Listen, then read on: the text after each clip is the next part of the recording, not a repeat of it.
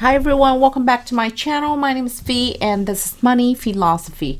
Today we will continue our technical analysis of Tesla, but we will also go over some of my earnings estimates for Tesla. Tesla's gonna announce earnings result on Monday after the market closes, and I'd like to kind of run over some of the numbers that I have here for you guys. Let's take a look at everything as a whole, and then let's project out what to expect for the stock in the next few weeks as well as the next few months. Let's get right into it. But first, if you are new to my channel, please consider subscribing. I am a growth stock investor and a trader, and I'd love to share with you my investing and trading journeys. Thank you very much, and let's get right into it. So before we talk specifics about my estimates, I want to go over a little bit on Tesla headwinds and tailwinds this quarters, as well as into the end of the year.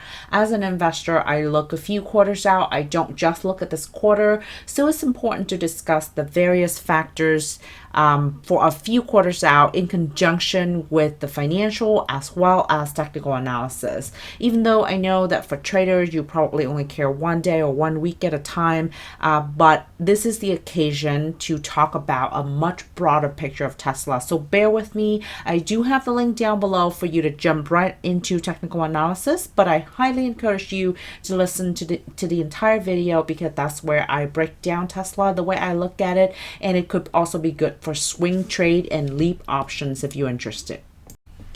So for headwinds this quarter as well as the rest of the year, I want to call your attention to Model S and X delivery.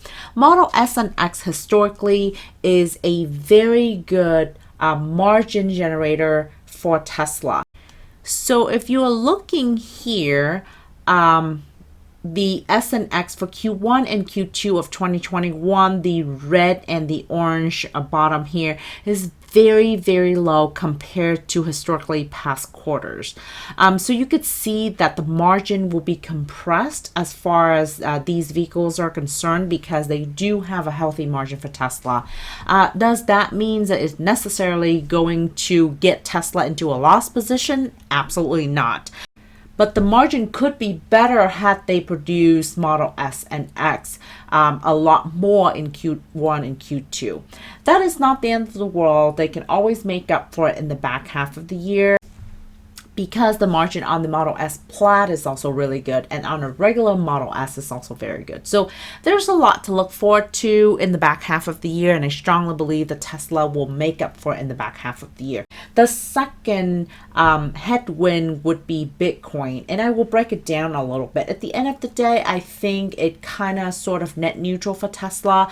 Tesla indicated that in January of 2021, it purchased $1.5 billion worth of Bitcoin. At the time, Bitcoin was approximately $33,000. Tesla also indicated that we will account for digital assets as indefinite-lived intangible assets in accordance with ASC 350, intangibles, goodwill, and other. The digital assets are initially recorded at cost and are subsequently remeasured on a consolidated balance sheet at cost, net of any impairment losses incurred since acquisition. We will perform an analysis each quarter to identify impairment.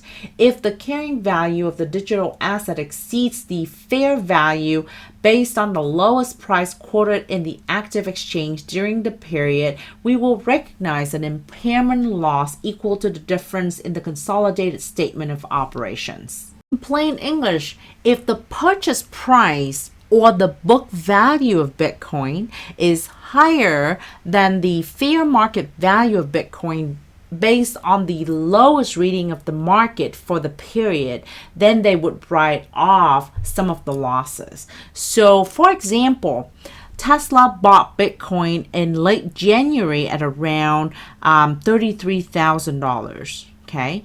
At the end of June, it was approximately $33,000 to $35,000, which means that the book value of Bitcoin, as opposed to the market value of Bitcoin for the period, is pretty much in parity. I don't see any major changes in prices that warrant a write-off or a recording of a loss on Tesla's financial statement. The third potential headwind for Tesla, and this does not impact Q2 per se, but it could impact Q3 and Q4, which is depreciation expense for Giga Berlin and Giga Austin. So the standard to record whether a building and machinery and equipment is placed in service is when it is substantially complete, meaning in a condition of readiness and availability to perform the function for which it was built, meaning that the building and the machinery and equipment have to be substantially complete for its intended purpose, originally intended purpose. And what was it? Which is to produce vehicles for sale, right? So the moment that Tesla's first few vehicles are ready to roll off production floor, that is when the building and machinery equipment is ready for depreciation. So there's a interesting curve, right? Depreciation is on a straight line basis, whereas production is on a ramp up curve. So if you look at the first few months, production is still on a ramping up scale, whereas depreciation is straight line. And so depreciation could hit a little bit harder than the revenue collected from the vehicles that is produced based on these machinery and equipment. So it is a little bit contrary to the matching principle in GAAP accounting. However, depreciation, the more Tesla deduct in depreciation, the better off it is for tax purposes. So I do think that there would be a healthy argument between the accounting department and the tax department of Tesla to see how much depreciation should be recorded as a matter of expense for Tesla in Q3 and Q4. Let's also talk about the tailwind for Tesla. In my opinion, the tailwind for Tesla is the EV tax credit that should probably be finalized by the end of the year. The moment that consumers and customers are given, say, between $4,000 to $7,000 of credit per EV, I think there will be a major shift in consumer demand from internal combustion engine to EV, and especially if the credit is geared toward American-made EV, then I think Ford, GM, and Tesla, particularly Tesla, will stand to gain a lot of demand from that, and that will be pent-up demand. That is a big tailwind for Tesla. So after going through headwinds and tailwind, let's take a look at the financials and see what we're looking at here. So let's start the financial projection with going through the historical quarter, which is Q1 of 2021. And this is my income statement based on historical record. I have not filled in anything for Q2 yet.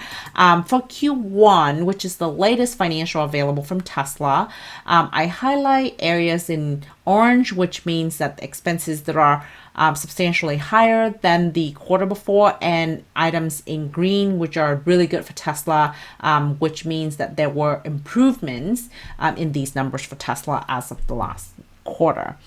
So you can see that revenue was approximately $10.3 billion, with an operating income margin of 5.71, and a net income percentage would be, and the net income percentage was 4.21%.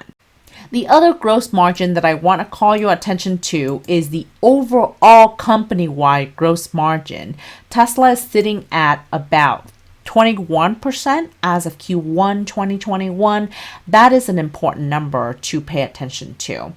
For last quarter, SG&A increased significantly. I also see that R&D also increased for the last 2 quarters. So it's essentially jumped from about 200 to 300 million to 500 and 600 million here in 2021. So this is understandable. Tesla is in a growth spurt stage, and so R&D is necessarily important for its growth. But also Tesla has other income of over 100 million as opposed to other expenses. So that's good news for Tesla. Note that a huge drop off in interest expense for Tesla in Q4 of 2020 after the stock split. Tesla raised capital for at least 2 times, and it paid off a significant amount of debt, and so as a result the interest expense is not as high. We're only looking at $99 million, which is really good. It also had interest income that is increased by about $4 million here. So long story short, we were at 436 million in net income, netting about 4.21% in net income percentage, and the earnings per share for the quarter was about 45 cents per share. So let's look at my revenue projection here. The revenue projection is based on the actual vehicles delivered for Q2 of 2021, which is over 201,000 vehicles here. And I arbitrarily assigned the average selling price per unit of about 47,000. So the rationale is that Tesla's prices will consistently go down over the years, right? So with the mass production of Model Y and Model 3, the price has substantially reduced from Model S and X. And in order to win a much bigger market, Tesla prices need to consistently go down quarter over quarter. So, and it has been historically, right? So I moved it down to 47,000 per vehicle, which came to about $9.4 billion in automobile revenue. And then I have energy and service, sort of tracking the past quarter, and then I came up with $11 billion in overall revenue. From there, I'm getting to this projection tab. So you can see that Q1 was actual record, and then I add Q2, 3, and 4 in here. With Q2, I walked you through the quick math, and I explained to you why I'm at $11 billion. In revenue, that puts us to about 3.9% in net income percentage, and I'll explain why the drop off, but that earned Tesla 44 cents per share. Note that in Q3 and 4, there is a huge increase in earnings per share according to my projection here. But for now, for Q2, I did not show a significant improvement in earnings per share. In fact, I show a reduction in net income percentage. And the reason for that is, in my opinion, the overall gross profit margin will increase, but not by much, right? So quarter over quarter in the past, it has increased significantly. So for example, from Q3 2020 to Q4 2020, it got compressed, but then it increased again. From Q2 2020 to Q3 2020, it increased from 21% to 23.5%. After that, it decreased again, which means that Tesla did not make as much money in Q4 of 2020, and then it increased leading into Q1 2021. In Q2 of 2021, I venture to say that this overall percentage does not increase a whole lot. I only increased to about 22%. This gross profit margin controls the gross profit here, and then it controls the net income here, given the same set of expenses. And so let's walk through the numbers. So I start with 11 billion in total gross revenue. Then at 22% of gross profit margin, I'm at 2.4 billion in gross profit. And then I have R&D, SG&A here. SG&A is sales, general, and administration. I increased it slightly from the last quarter. I think it is healthy to increase it. For conservative purposes, I did not have any kind of other income or expense here. That gets me to $582 million in operating income. From there, I adjusted for other expenses, and notably is the interest expense. I lower it further down from Q1. And then with other expenses, I just sort of take the average of the last few quarters, and I'm getting to 429 million in net income. The reason that the net income this quarter is lower than the quarter before is as I mentioned, Model S and X were not selling very much in Q2, which contributes to lower the margin for Tesla. And for that reason, I did not increase this margin by a whole lot. So we are only at 44 cents per share, but I use almost the same analysis and I get to 96 cents per share for Q3 and $1.05 per share for Q4. And for the year 2021, my projection is that Tesla is going to be at $2.90 per share for the entire year. So here's the tab with my stock price projection, and this is just as good as anybody's guess, right? Think about it this way. You are looking at revenue increase about 65% from 31.5 billion in 2020 to 52 billion in 2021 based on my projection. The net income increased 290% to 2.8 billion. And then you have the earnings per share increase from $1 to $2.90. So where does that lead me in terms of stock price projection? So if you look at this area here, everything is contingent upon the price to earning ratio, which is very difficult to estimate. Assume that it improved to about 400. You're looking at 11.58 in stock price by the end of the year. Of course, this number is arbitrary to the extent what investor assigned to it. So if I change it to 300, the stock price is at 869, right? If I cut the current PE ratio by half, then you're at 869. So it depends on what investor assigns the value to the trailing PE ratio. As far as technical analysis, let's take a look at the daily chart here. Tesla finished Friday at $643, down almost 1% on Friday. The volume was only 66%, considering that Monday would be earnings day, Friday would be the day before earnings, and so 66% volume is very low. It seems that traders and institutional investors are waiting and they did not make a major move.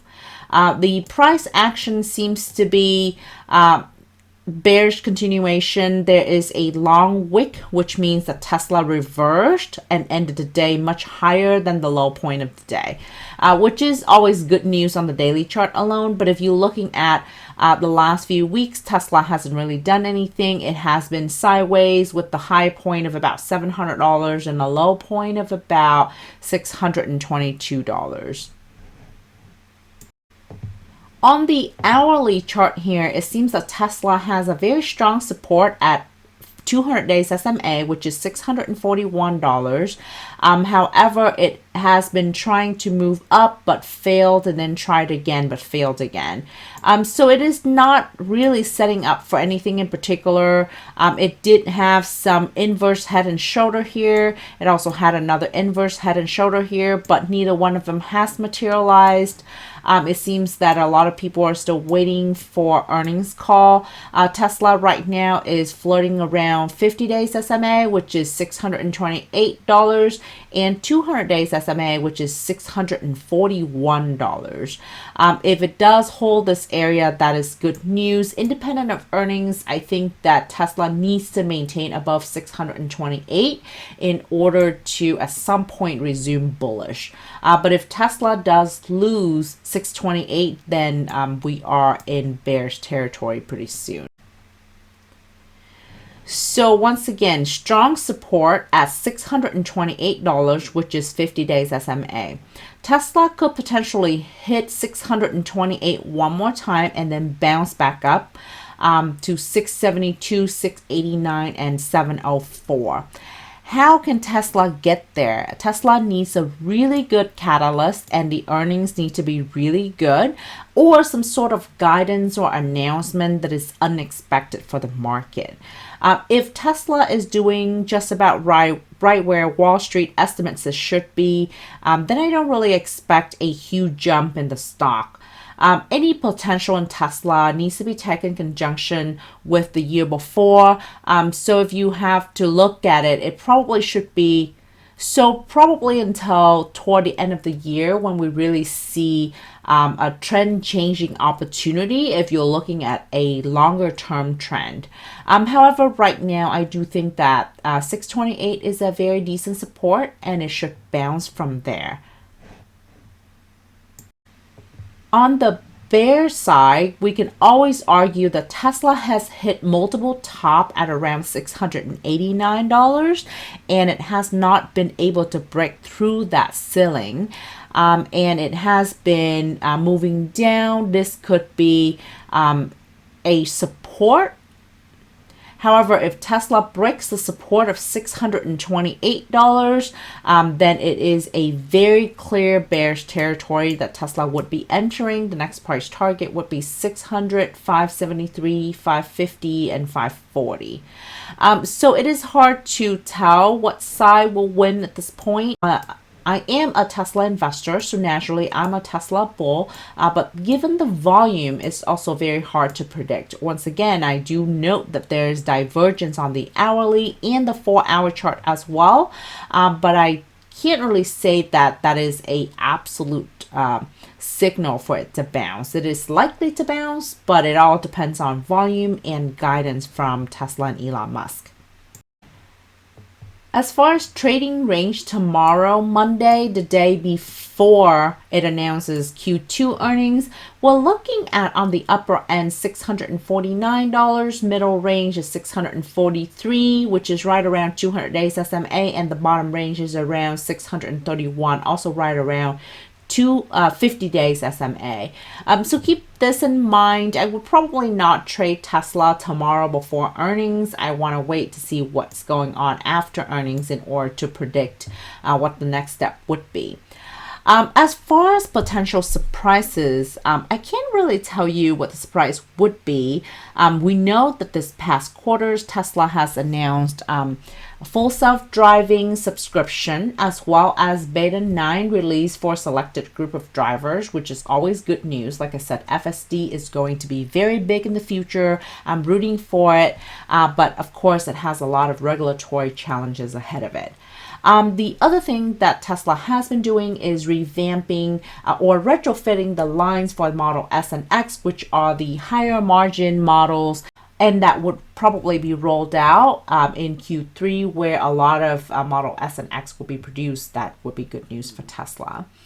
From here on out, the only major catalyst that I can see would be the completion of Gigafactory Austin and Gigafactory in Berlin. Those two combined could be very powerful to Tesla with the European market as well as middle of America, which is Texas and the East Coast. So longer term horizon, as I mentioned in my financial analysis, I think Tesla has a long way to prove itself, but it certainly has a lot of potential. And I think that if all the stars align, which means that the tax credit will be announced, the 2 gigafactories will be up and running.